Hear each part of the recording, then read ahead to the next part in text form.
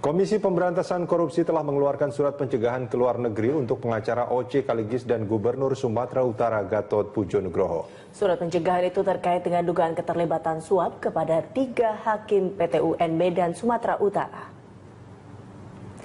Selain mencegah pengacara Otto Cornelis Kaligis dan Gubernur aktif Sumatera Utara, KPK juga mengeluarkan pencegahan ke luar negeri kepada 4 orang lainnya. Salah satunya istri Gatot, Evi Susanti.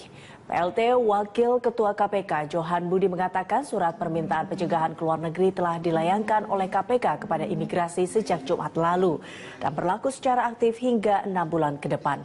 Sebelumnya KPK mengagendakan untuk pemanggilan OC Kaligis dan Gubernur Sumatera Utara Gatot Pujo Nugroho kemarin untuk dimintai keterangan terkait pengembangan kasus tertangkapnya 3 hakim PT UN, panitera dan seorang pengacara yang merupakan anak buah OC Kaligis. Namun KPK belum menerima konfirmasi kehadiran keduanya.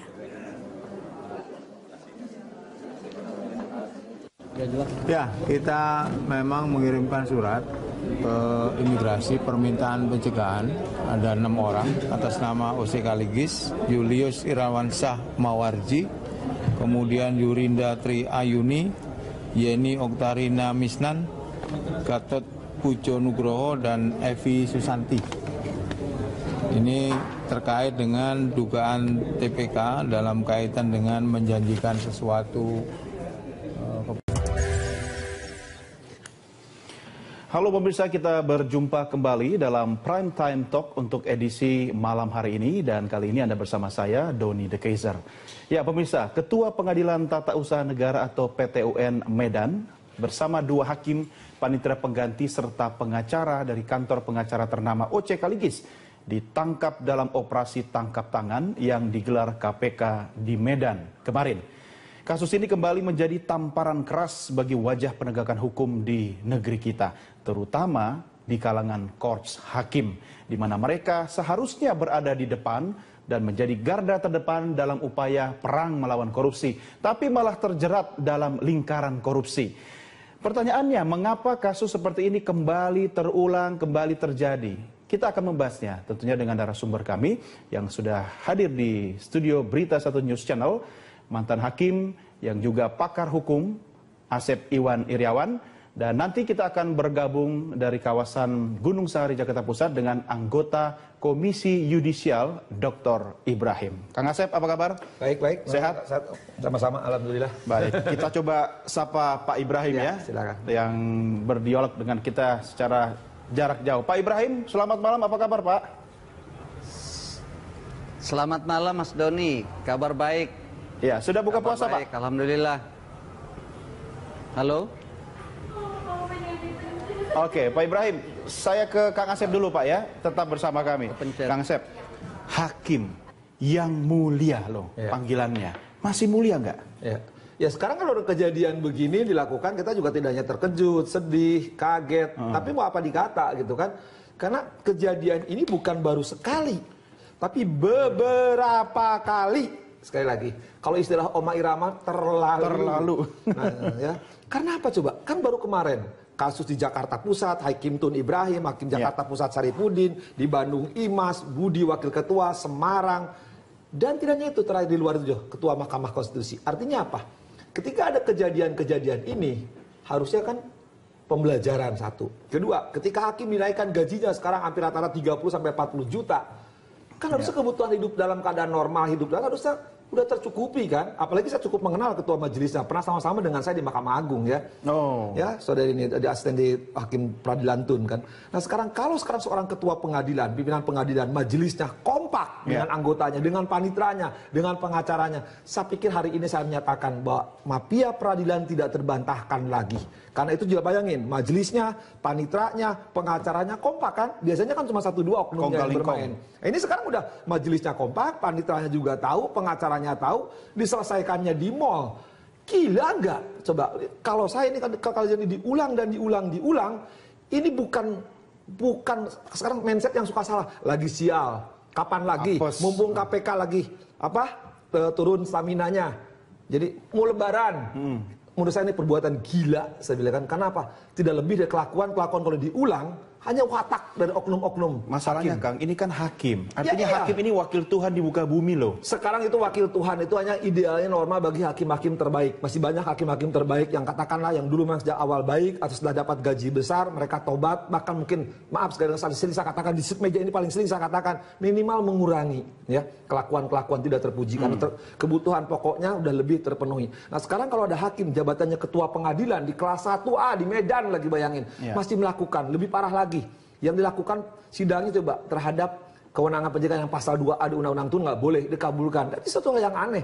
Jadi orang masyarakat juga yang baca kalau ini dikabulkan pasti ada apa-apanya tidak mungkin. Jadi bermainnya terlalu kasar sekali lagi. Mohon dengan segala hormat saya sebagai pernah ada di lembaga itu benar-benar gitu kan. Saya pikir sampai dengan gaji besar, dengan ada kejadian-kejadian sebelumnya tidak akan terulang. Tapi sekarang terulang di bulan puasa.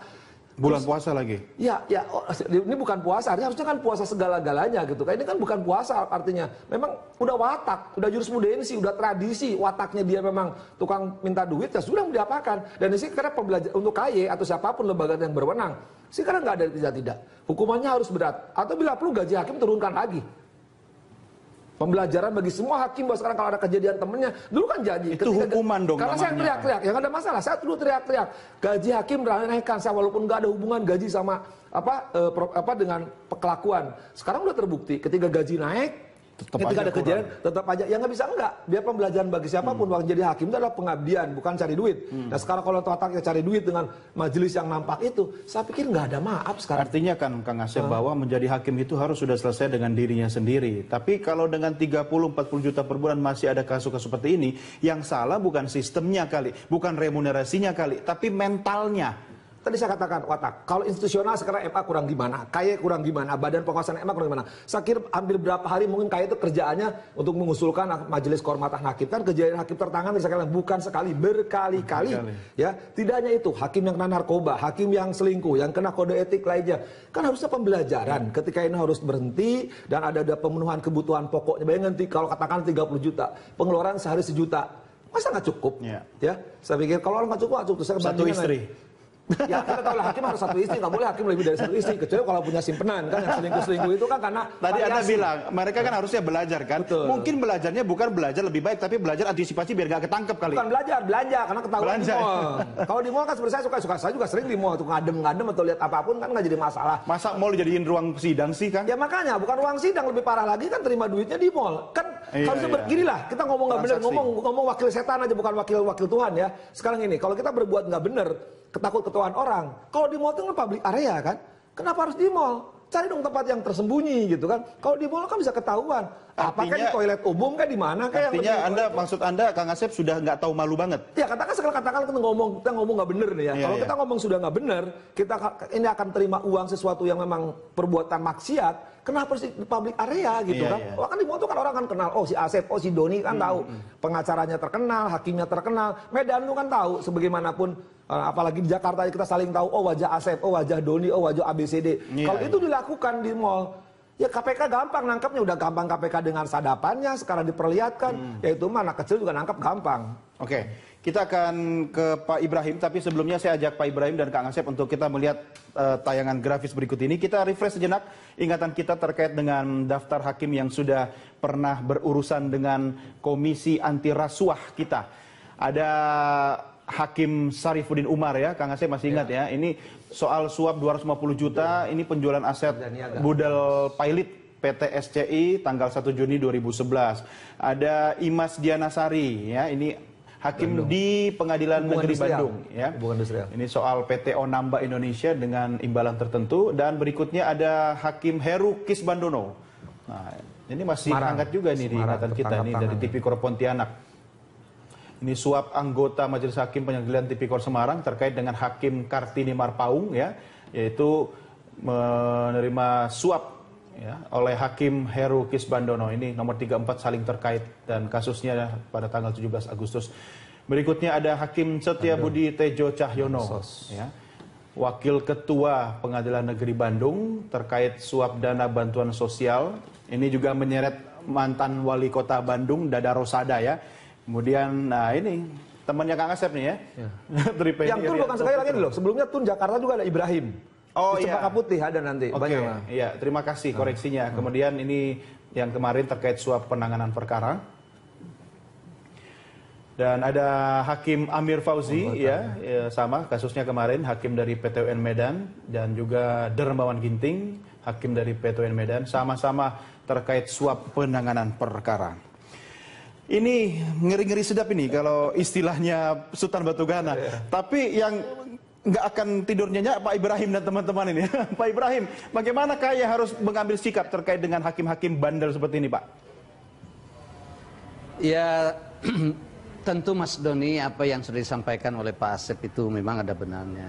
Jadi persoalan kita sekarang ini adalah dengan kejadian yang kemarin itu sebenarnya menunjukkan bahwa masih ada praktek-praktek yang jauh daripada harapan.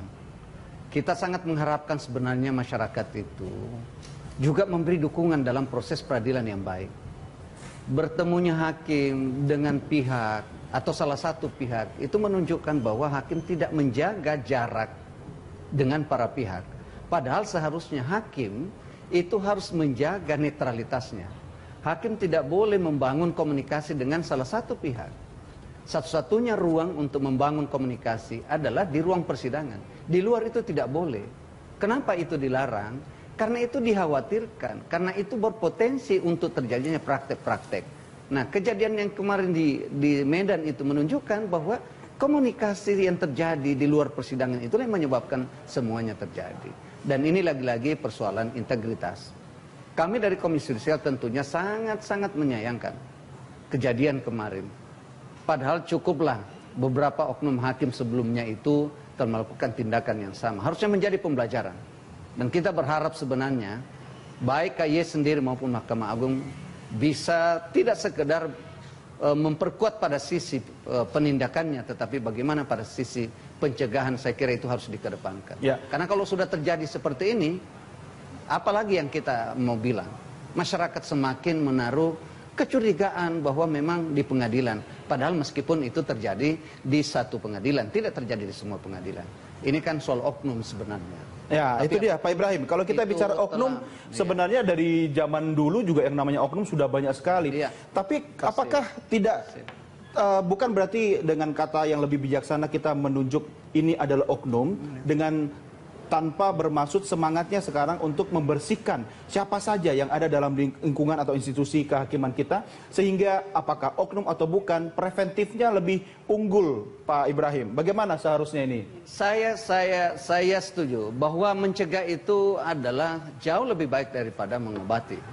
Mencegah itu adalah jauh lebih baik daripada menghukum. Karena kalau sudah terjadi, bukan saja menurunkan kredibilitas atau trust masyarakat itu terhadap pengadilan, tetapi pencari keadilan juga itu merasa dirugikan dengan praktek-praktek yang seperti itu. Itulah sekali lagi yang saya katakan bahwa hakim harus selalu melakukan internalisasi kode etik dan pedoman perilaku hakim. Bahwa Mahkamah Agung dan jajarannya harus memperkuat yang disebut dengan internal control. Ini yang terjadi kan berjamaah kelihatannya di antara majelis itu. Harusnya di antara mereka ada saling mengontrol, saling mengingatkan. Kalau tidak, kejadian ini akan terjadi terus. Ini yang sangat disayangkan sekali lagi. Oke, ya baik. Baik Pak Ibrahim dan Kang Asep, kita break dulu. Kita lanjutkan di segmen berikutnya. Tetap bersama kami. Pemirsa, kami segera kembali sesaat lagi.